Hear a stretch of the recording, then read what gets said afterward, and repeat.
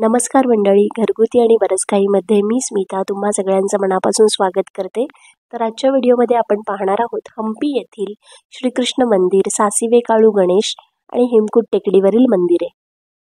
हे जे आपण समोर पाहतोय ते आहे श्रीकृष्ण मंदिर. त्याबद्दल थोडी माहिती जाणून घेऊया. विजयनगरचे साम्राज्य निर्माण होत असताना साहजिकच राज्याच्या सीमा विस्तारण्यासाठी शेजारील राज्यांवर आक्रमण, त्यांच्याशी लढाया या गोष्टी नियमित होत असत. विजयनगर सैन्याच्या लढाया उत्कल अथवा ओडिसाच्या सेनेशी कायम होत असत. ओडिसाच्या सैन्याचा निर्णायक पराभव केल्यावर विजयनगरचा सम्राट कृष्णदेवराय यांनी इसवी सन 1513 साली त्या विजयाचे प्रतीक म्हणून हम्पीमध्ये हे कृष्ण मंदिर बांधले. मंदिराच्या प्रांगणात एक मोठी दगडी शिळा पडली आहे. तो खरं तर शिलालेख आहे. त्या शिलालेखावर कृष्णदेवराय यांच्या ओडिसावरील विजयाची कथा कोरून ठेवलेली आहे. त्याचबरोबर या मंदिराबद्दलची माहिती सुद्धा त्या शिलालेखावर लिहून ठेवलेली आहे. पूर्वाभिमुख असलेल्या या मंदिराची रचना गर्भगृह, अंतराळ आणि त्यासमोर अनेक खांबांनी नटलेला सभामंडप आणि मुखमंडप अशी आहे. मुख्य रस्त्याच्या बाजूलाच हे मंदिर असल्यामुळे हे सहज दृष्टीस पडते. या मंदिरात मुख्य मूर्ती ही बाळकृष्णाची होती. ही मूर्ती राजा कृष्णदेवराय यांनी ओडिसामधून आणली होती आणि ती मूर्ती या मंदिरात प्रस्थापित केली होती असा उल्लेख या मंदिरात असलेल्या शिलालेखात आढळतो. सध्या ती मूर्ती चेन्नई इथल्या वस्तू संग्रहालयात ठेवण्यात आली आहे. मंदिराच्या प्राकारात विविध छोटी मंदिरे आणि मोठ्या संख्येने खांब असलेले मंडप पाहायला मिळतात. हम्पीमधील इतर मंदिरांसारखेच या मंदिराचे खांब किंवा स्तंभ सुद्धा खूप आकर्षकरित्या सजवलेले आहेत. हम्पीमधील इतर शिल्प सौंदर्याने नटलेल्या मंदिरांच्या पंक्तीमध्ये हे मंदिर नक्कीच जाऊन बसते. मंदिराच्या एका बाजूला अनेक दगडी शिळा पडलेल्या दिसतात. तिथेच एक सरळ मोठा रस्ता गेलेला दिसतो. कृष्ण बाजार म्हणून जो भाग परिचित होता तो हाच परिसर असावा असे इथे पाहून वाटते. शिलालेखानुसार इथला बाजार दर सोमवारी भरत असे आणि त्यात किराणा मालाची खरेदी विक्री होत असे. इथेच बाजूला एक मोठे पाण्याचे तळे असून ते देवळासाठी राखीव होते. त्या तळ्याला कल्याणी असे नाव होते. ते तळ आपण पुढे व्हिडिओमध्ये पाहू. तर आता आपण पाहिलं श्रीकृष्ण मंदिर आणि मंदिरासमोर जो त्याकाळी बाजार भरायचा ती जागा, आणि आता आपण पुढे सासिवे काळू गणेश पाहणार आहोत. तर त्याची माहिती मी तुम्हाला आताच द्यायला सुरुवात करते. सासिवे काळू गणेश हॉस्पेटहून हम्पीला येणाऱ्या पर्यटकांना लगेच दिसणारे पहिले स्मारक म्हणजे सासिवे काळू गणेश होय. हेमकूट टेकडीच्या दक्षिण पायथ्याला वसला आहे हा सुंदर असा महागणपती.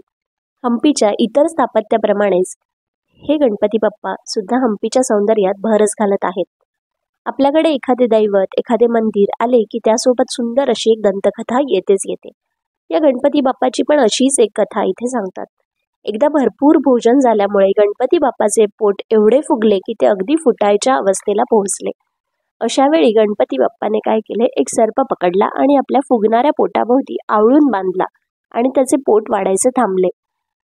आणि सासिवे काळू गणेश या नावाची सुद्धा अशीच एक गंमत आहे.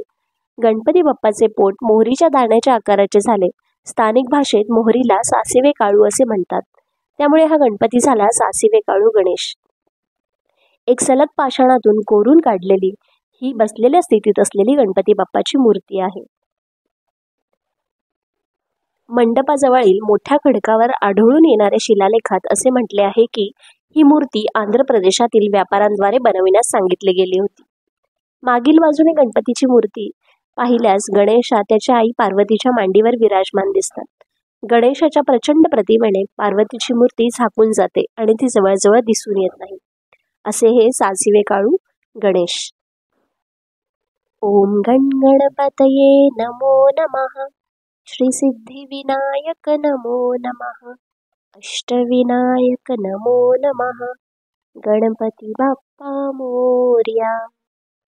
आता आपण जात आहोत हेमकूट टेकडीवरती. सासिवे काळू गणेश मंदिराजवळून ज्या पायऱ्या वर जातात त्याच आपल्याला हेमकूट टेकडीवरती पोहोचवतात.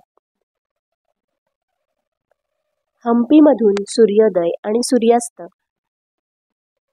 यांचा अत्यंत नयनरम्य देखावा जर पाहायचा असेल तर त्यासाठीचे एकमेव ठिकाण म्हणजे हेमकूट टेकडी हे होय. हम्पी शहराच्या दक्षिणेकडे वसलेले हे ठिकाण हम्पीमध्ये असून सुद्धा अत्यंत शांत आणि एका बाजूला आहे. इथून एकूणच हम्पी आणि तिथल्या मंदिरांचा अत्यंत नेत्रदीपक नजारा पाहायला मिळतो.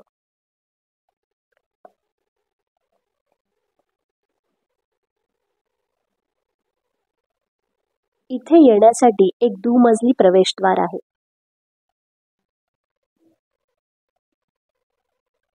काहीसे भग्न झालेले असले तरी या संपूर्ण टेकडीच्या पार्श्वभूमीवर हे खूप उठून दिसते.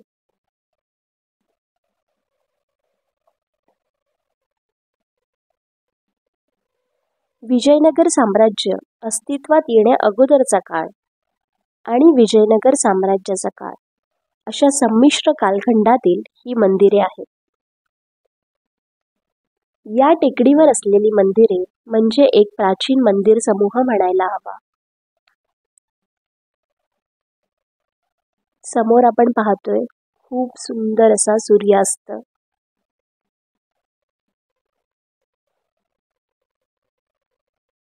संपूर्ण हेमकूट टेकडीला एक दगडी तटबंदी आहे.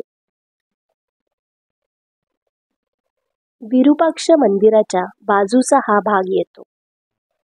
मोठ्या संख्येने असलेली ही मंदिरे शिवमंदिरे आहेत. त्याचे कारण सुद्धा फार सुंदर आहे. इथे नांदणाऱ्या लोककथांमधून या परिसराचे महत्त्व सांगितले जाते. शंकर भगवान याच ठिकाणी तपश्चर्येला बसले होते. पंपा म्हणजे पार्वती ही शिवाच्या प्राप्तीसाठी तुंगभद्रा नदीच्या पलीकडच्या तीरावर तपश्चर्या करत होत्या. देवी पंपा म्हणजेच देवी पार्वती.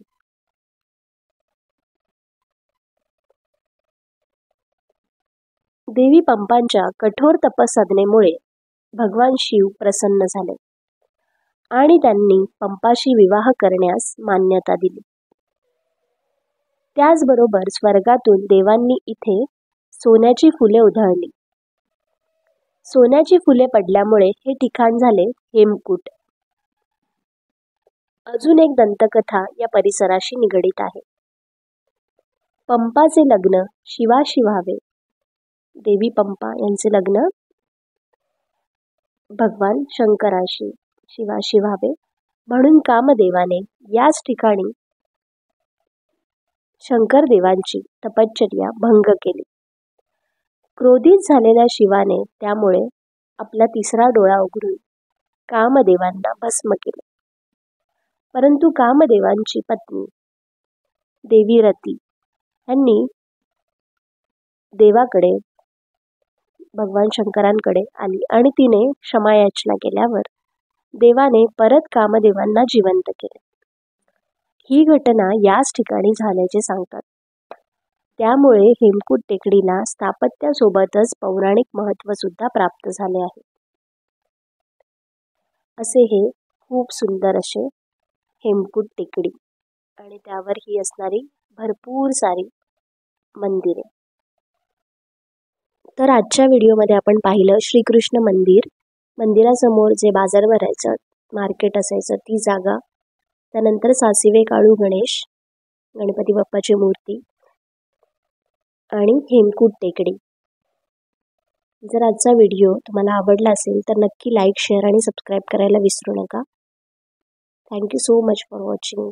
आणि हम्पीला गेलात तर या ठिकाणांना नक्की भेट द्या.